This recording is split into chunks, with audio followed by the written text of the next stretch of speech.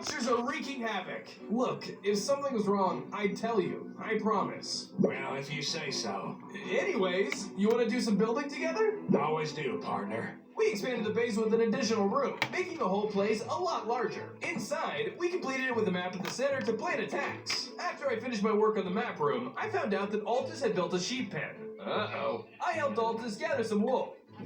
Must resist eating them? The sun began to set as we completed our work. I have a mission to go on tonight. I'll be back in the morning.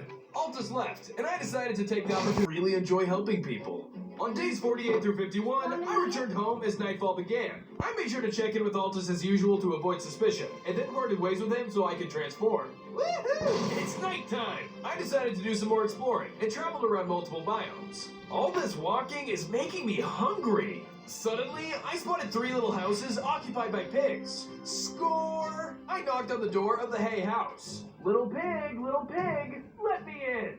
Not by the hair on my chinny chin chin. Bedrock. How the heck did you even do this? Like I tell you, Fleabag, you're gonna pay for this. Whatever. I cut my losses and continued onward.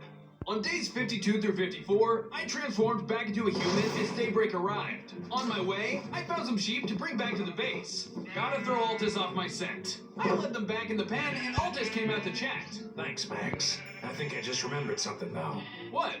You said you left the pen open before. When I got back home, it was closed. I realized my mistake and closed it before you got home. Oh, all right then. After our discussion, I parted ways with Altus before he could call out more of my...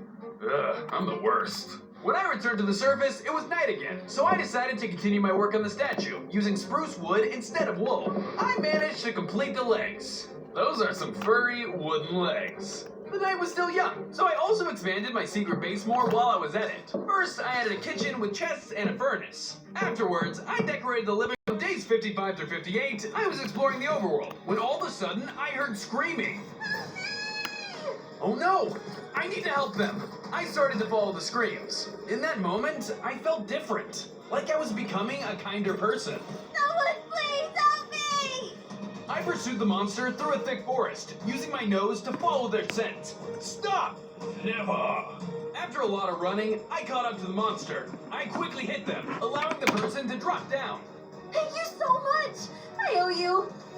No fair. That was my prey. Too bad. She wasn't meant to be your dinner. You'll pay for making you to work. Adding the community center to the right side of our lodge. We built the outside, then added beds on 2 floors. With that, our safe haven was complete. Wow, I really like how this turned out. You know, Max, you're doing a good thing. What do you mean?